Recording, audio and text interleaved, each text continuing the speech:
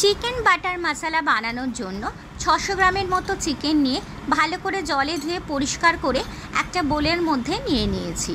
1.5 চা চামচ টক দই ফেটিয়ে রেখেছিলাম, সেটা ওর মধ্যে দিয়ে দিলাম। প্রয়োজন অনুযায়ী নুন, হলুদ গুঁড়ো, লাল লঙ্কার গুঁড়ো, রঙের জন্য একটু কাশ্মীরি লঙ্কার গুঁড়ো, হাফ পাতিলেবুর রস, হাফ চা চামচ আদা কাঁচা লঙ্কার পেস্ট, হাফ চা চামচ রসুনের পেস্ট আর একটু সাদা তেল দিয়ে মাংসটা ভালো করে ম্যারিনেট করে রেখে দেব 30 মিনিটের জন্য। তোমাদের হাতে যদি একটু বেশি সময় থাকে তাহলে তোমরা বেশি সময় ধরে ম্যারিনেট করে রাখতে পারো।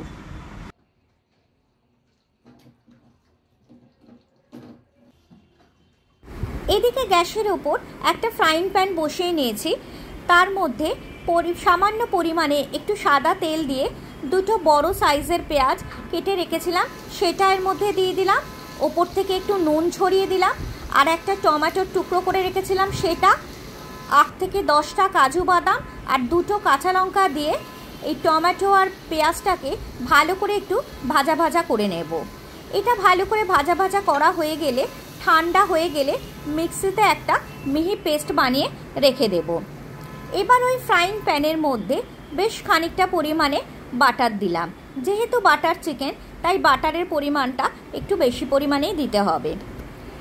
বাটারটা ভালোভাবে মেল্ট হয়ে গেলে ওর মধ্যে ওই চিকেনটা যেটা ম্যারিনেট করে রেখেছিলাম সেটা দিয়ে দেব। আর বাটিতে যে মশলাটা লেগে আছে সেটা ওর মধ্যে ভালো করে দিয়ে দিলাম। দিয়ে এবার ভালো করে নাড়াচাড়া করতে লাগলাম। একটু নাড়াচাড়া করার পর আবারও হাফ চা চামচ আদা রসুনের পেস্ট আর কাঁচা লঙ্কা দিয়ে যেটা বেটে রেখেছিলাম সেটা এর মধ্যে দিয়ে দিলাম। দিয়ে নাড়াচাড়া করতে লাগলাম। করে ওপর থেকে একটু জিরে গুঁড়ো, একটু গরম মশলা গুঁড়ো আর কসুরি মেথি আর পরিমাণ মতো একটু নুন দিলাম। দিয়ে ভালো করে কষাতে লাগলাম।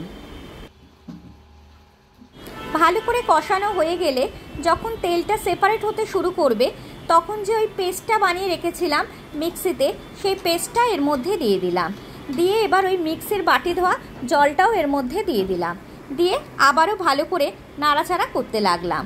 এবার ওপর থেকে একটু ঢাকা চাপা দিয়ে দেব। এবার কিছু সময় পর ঢাকাটা খুলে আবারও একটু নাড়াচাড়া করে দিতে হবে।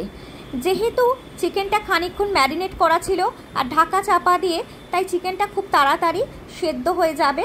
এবার নামাবার আগে ওপর থেকে একটু ফ্রেশ ক্রিম ছড়িয়ে দিতে হবে। এইভাবে একবার বানিয়ে দেখো বন্ধুরা, রুমালি রুটি, নান, পরোটা, তন্দুরি রুটি সবার সাথে ভালো যাবে। রেসিপিটা যদি ভালো লাগে তাহলে প্লিজ একটা লাইক, কমেন্ট, শেয়ার আর সাবস্ক্রাইব করে দিও।